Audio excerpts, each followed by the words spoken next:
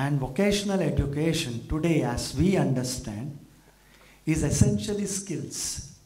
So we have ITIs, we have industrial training institutions, and you have advanced training institutions, ATIs, in many states, where they provide trade-related skills, which means somebody is taught to become a mechanic, somebody is taught to become a turner, a fitter, a plumber, an electrician, and so on.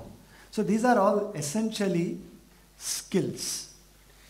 And these skills are imparted in various modes, in various schools, at the school level, at the college level, and so on.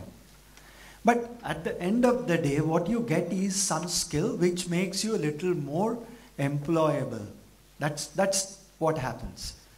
But is that sufficient to address the kind of numbers that we have? Can we motivate the families, the kind of societal systems that we have? Can we motivate our children or the parents in the current society to send their children to acquire those kind of skills, to become a mechanic, to become an electrician? Would they really be doing that? Probably no. The society's acceptance for merely skills is highly limited because it has some kind of stigma today. People would rather go and do a BA in a college than acquire some skills and become productive, employable. So therefore, you really need to look at a different paradigm here, and that's what we've been doing. And we have launched what is called as National Vocational Education Qualification Framework, which is on a national level, which integrates the skills with the general education and provides a diploma or a degree. So it's not just skills, it's not just formal learning, but you mix the two and create a different paradigm for a degree or a diploma. Now, since there is a degree or a diploma, this society's acceptance would be much, much higher. And since there are skills, the employability levels would increase. Now, this is the larger understanding. This was launched by the Honorable Minister, HRD, on 8th of October this year. Now, I'll give you some features of what this is, how this functions, so that the perspective is in place. Now, we look at 7 certificate levels. Okay?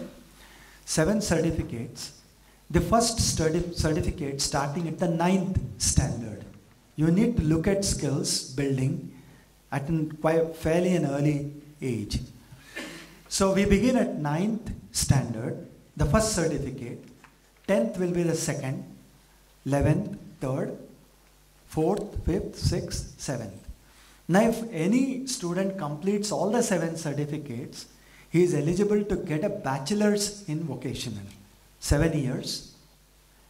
Credits would be equivalent to any formal system, and so on.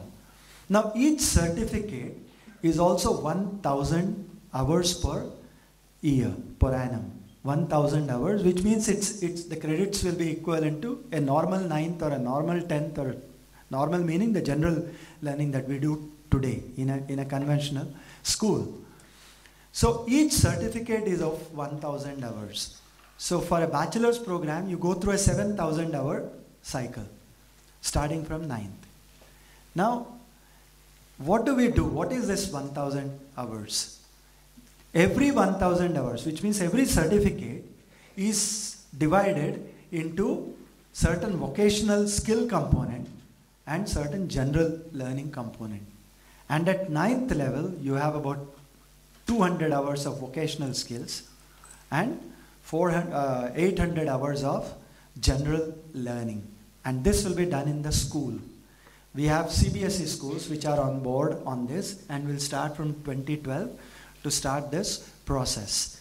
Now, when the child comes to 10th, the vocational component would go up, maybe from 200 to 250, and the general component would come down to 750. And at the end of this, the child would get 10th vocational. Okay? And after that, the 11th class or the certificate level 3 would have a still higher component of vocational skill, probably 300 hours, probably 350 hours, and so on, and so on and so forth. So at level 7, you probably will have 800 hours of vocational skills and 200 hours of general learning. Now there is a pattern in which it works. Now what is all this? Now all skills are sector specific.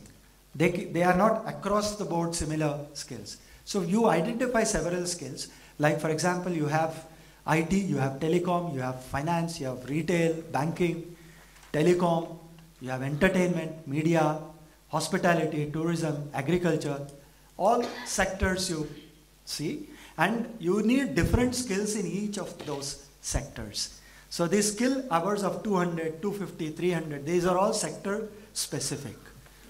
Now having said that, these skills are, when we say at 9th level 200 hours of vocational skills, it doesn't mean one skill of 200 hours. It is grouping of skills. So grouping of skills happens at 9, 10, 11 at each certificate level. Now let's see an example. We have created a program in the automotive sector called vehicle specialist. Now what does this fellow, how does this whole system work? So what he gets is bachelor at the end of certificate 7, he gets a bachelor's vocational. The sector is automotive, so bachelor's vocational automotive, specialization is vehicle specialist. How does this operate? At 9th probably, in those 200 hours that are required, he learns what are two-wheelers, what are three-wheelers, what are four-wheelers, the theoretical concepts. When he goes into 10, he learns the electrical systems, a little more theory and so on. When he goes to 11th, 12th and so on, he learns more about the engine, the assembly of the engine, the disassembly of the engine, the repair, the troubleshooting, things like that. As he grows further, he learns about the chassis, the suspension systems, the transmission systems, things like that. As he goes further, 5, 6, 7, he learns everything about the vehicle in terms of troubleshooting, in terms of the vehicle as a whole. Then when he goes through all these 7 levels, he gets vehicle specialist designation. Now at the degree level. Now 9th and 10th, he gets 10th vocational. 11th and 12th, he gets 12th vocational. Then 13, 14, 15, he gets into bachelor's vocational in a conventional college.